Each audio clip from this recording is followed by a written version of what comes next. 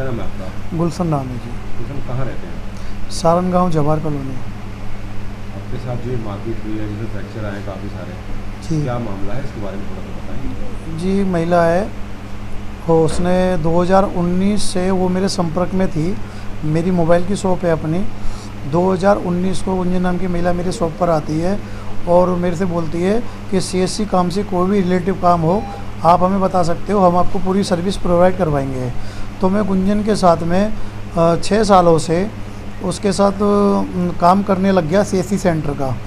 तो उसके बाद में गुंजन ने पिछले साल से मुझ पर शादी का प्रेशर बनाना स्टार्ट कर दिया और मैंने उसको मकान ख़रीदने की एवज़ में 21.5 लाख रुपए भी दिए और उसको चलते गुंजन ने 21.5 लाख रुपए तो अभी मैंने कुछ टाइम पहले ही दिए हैं, लेकिन गुंजन ने शादी का जो प्रेशर मेरे ऊपर करीब 1 साल पहले से बनाना स्टार्ट किया था। तो मैं गुंजन से यही बोलता था कि देखो मेरे भी परिवार है, मेरे भी बच्चे हैं, हम जैसे रह रहे हैं एक दोस्त हैं, हम इस तरीके से कोई दिक्कत नहीं है।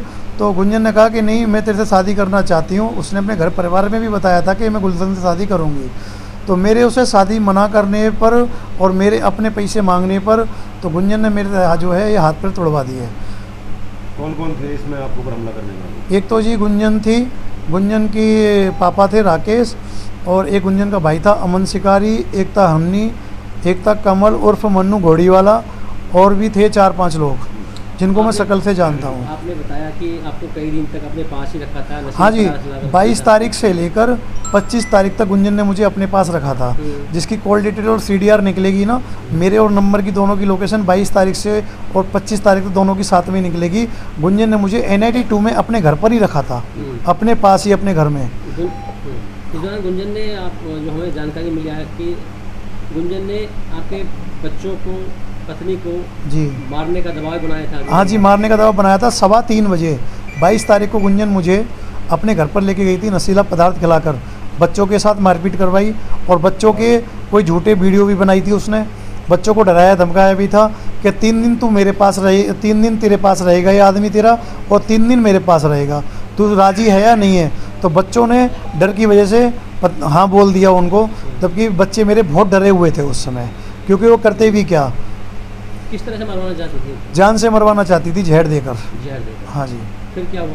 फिर वो मेरी वाइफ ने डर की वजह से हाँ में हाँ मिला दी 22 तारीख को, 22 फरवरी 2025 को। तो गुंजन के सामने आपकी पत्नी शादी के लिए राजी हो गई? जी, डर की वजह से दबाव में राजी हो गई कि मुझे कहीं मार ना दें, इस तरीके से। फिर क्या हुआ? आपको हमला कब हुआ? किसने बुलाया था? जब मेरी वाइफ ने सुबह पूछा कि तो जब नहीं, उसके बाद 25 तारीख के बाद जब मैं घर आया, जब मेरी वाइफ ने पूछा कि उस दिन तुम घर आए थे, तुम्हें कुछ पता है नहीं पता है क्या था क्या नहीं था, तो मुझे उस समय कुछ भी नहीं पता था। जब मेरी वाइफ ने मुझे बाहर, मेरे यहाँ जो कैमरे लगे पड़े हैं, मेरी वाइफ ने जब मुझे कैमरे दिखाई, वीडियो रिकॉर्डिंग दिखाई कि देखो तुम इतनी बजे रात को घर पर आए थे और देखो मेरे साथ तुम लोगों ने दोनों ने मारपीट भी करी है, मैं दोनों ने मिलकर मेरे साथ मारपीट भी करी है। मेरा बच्चा भी है 10 साल का, उसको भी पता है इस चीज़ के बारे में। एक छोटा बच्चा है, वो झूठ नहीं बोलेगा, बच्चा भगवान का रूप होता है। आप पर हमला कब हुआ? किसने बुलाया? कौन कौन हमला करना? जी, गुंजन ने 25 तारीख के बाद में, जब मैंने गुंजन से बिल्कुल क्लियर मना कर दिया कि मैं तेरे साथ शादी नहीं करूँगा। 25 मार्च? हाँ जी, 25 मार्च को जब पता चला कि मेरे बीवी बच्चों को पिटवाया गुंजन ने नशीला पदार्थ खिलाकर, मुझे उस वक्त कुछ भी याद नहीं था, तो मैंने उससे बिल्कुल इनकार कर दिया। 25 तारीख से लगातार मैंने गुंजन के पास कॉल करी, गुंजन ने मेरा फ़ोन उठाना बंद कर दिया। 29 तारीख को मैं गुंजन के घर पहुंचा। गुंजन से मैंने बोला कि भाई तू मेरा फ़ोन उठाना क्यों बंद कर दिया? अगर कोई ऐसी बात है तो कोई बात नहीं है, तू मामला ख़त्म कर, तू मेरे पैसे वापस दे दे और तू अपने रास्ते रहे, मैं अपने रास्ते रहे, मैं तेरे से शादी नहीं करूँगा। तूने मेरे बच्चों के साथ मारपीट करवा दी। 21.5 लाख रुपये थे जी। आपके कितने बच्चे हैं? मेरे 3 बच्चे हैं जी मेरे। उसकी उसकी 10 साल की लड़की है और गुंजन का ऑलरेडी 9 सालों से लेकर अब तक आज तक की डेट तक उसका डिवोर्स का केस चल रहा है। अच्छा, हाँ जी। फिर हमला किसने किया? किसने बुलाया? हम पहले तो मैं उसके घर गया। जब मैंने गुंजन से बोला तो गुंजन ने बोला कि रुक जाओ, अपनी मम्मी पापा को बुला रही हूँ। तो उसके पहले तो मम्मी पापा आए थे, मम्मी पापा आ गए उसके, तो उन्होंने क्या करा, कुंडी लगा के मम्मी पापा के सामने वो ड्रामा करने लग गई। तो उसके मम्मी पापा ने तीनों ने मिलकर मेरे साथ मारपीट कर दी कि 21.5 लाख रुपए नहीं मिलेंगे, जा तुझे जो करना है कर ले। तो उन्होंने मेरा फ़ोन भी छीन लिया कि फ़ोन में मेरे सबूत थे सारे, कि फ़ोन इसलिए छीन लिया। फिर 15-20 मिनट के बाद में मैं दोबारा गया, तो वहाँ से जैसे तैसे मैं अपना उनसे फ़ोन छीन लाया, मांग लाया उनसे।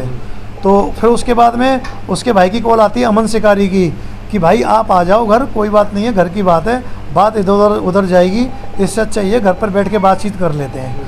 तो मैं विश्वास में घर चले गया। मुझे नहीं पता था वहाँ पर ऑलरेडी 8 से 10 लड़के और गुंजन नाम की महिला और गुंजन के पापा, इन सब लोगों ने मेरे साथ मारपीट कर दी। चाकू भी था इनके पास, चाकू से मेरा हाथ फाड़ दिया और रोड थी लोहे की, और रोडों से मेरे हाथ पैर तोड़ दिए। 13 जगह से मेरे बॉडी में फ्रैक्चर है, और 1.5 महीने के बाद दोबारा मेरा बड़ा ऑपरेशन है।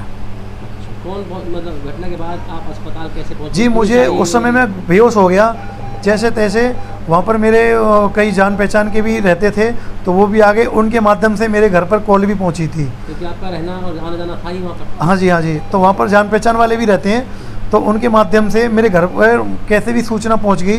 तो उसके बाद में सूचना पहुँचने के बाद में मैं समाज सेवा का काम भी करता हूँ, तो मेरे को सब जानते हैं मेरे को, तो घर पर खबर मिल गई। तो वहाँ पर जो सीसीटीवी फुटेज लगे हैं, पुलिस वालों के पास सीसीटीवी फुटेज होते हुए भी पुलिस वालों ने उस पर कार्रवाई नहीं करी अभी तक कोई। अगर पुलिस अगर सीसीटीवी फुटेज के आधार पर जो मेरे साथ घटना हुई है उसको देखते हुए अगर कार्रवाई करती तो मुझे न्याय मिल जाता और अपराधियों को सज़ा मिल जाती। पुलिस की कार्रवाई से संतुष्ट हैं या नहीं? बिल्कुल संतुष्ट नहीं हूँ जो, बिल्कुल भी संतुष्ट नहीं हूँ, 1% भी संतुष्ट नहीं हूँ। क्या आप उन अपराधियों को कल पकड़ा भी था और साथ के साथ उनको कोर्ट में पेश करके छोड़ दिया। क्या आप पर पहले भी कोई मुकदमे दर्ज है? नहीं जी, कोई मुकदमे- किसी प्रकार से कोई मुकदमा? नहीं जी नहीं। वो तो देखो जी, नॉर्मल जो समाज सेवा करते हैं, नॉर्मल जो लड़ाई झगड़ों के होते हैं, जो वैसे बाकी ऐसा कुछ भी नहीं है। पॉस्को का मामला भी क्या था? नहीं जी नहीं, कोई पोस्को का मामला नहीं है। ये सब झूठे आरोप हैं, मुझे फंसाने की कोशिश कर रहे हैं चाहते कि क्या किसी भी तरीके से मैं इस मामले में राजीनामा कर लूँ। कुल मिला के बात ये है, जो लड़की मेरे साथ घूमने जा रही है, 6 साल से रिलेशनशिप में है, वो लड़की कैसे मेरे ऊपर झूठा मुकदमा दर्ज करवा सकती है? आप चाहते क्या हैं? मैं तो यही चाहता हूँ जी कि पुलिस से ठोस कार्रवाई करे और इसकी जानकारी करे, पूरी इंक्वायरी करे और अपराधियों को सज़ा मिले और मुझे न्याय मिल जाए। 6 साल से उसके साथ जो रह रहे थे, तो जी। क्या कोई आपने रिलेशनशिप का बनाया हुआ था वो? नहीं जी, वो बोलती थी, लेकिन मैं डर की वजह से नहीं बनाता था। मुझे धमकियाँ देती थी कि अगर तूने कोई समाज में अगर कुछ ऐसा किया, मैं तेरी बेइज्जती करवा दूंगी, मैं तेरे को मरवा दूंगी। मुझे धमकियाँ देती थी वो। मैं डर की वजह से किसी से कुछ कहता नहीं था। इस दौरान फिजिकल रिलेशन रहे आप? हाँ जी, क्योंकि देखो कोई ज़बरदस्ती नहीं करता। 6 साल से कोई लड़की साथ रह रही है, जो 10-10 दिन तक मेरे साथ बाहर घूमने जा रही है, क्या वो लड़की कैसे मुझे गलत कह सकती है? मुझे जो भी हुआ सहमति से हुआ? जो हुआ सब सहमति से हुआ जी, सारे प्रूफ हैं उसके मेरे पास।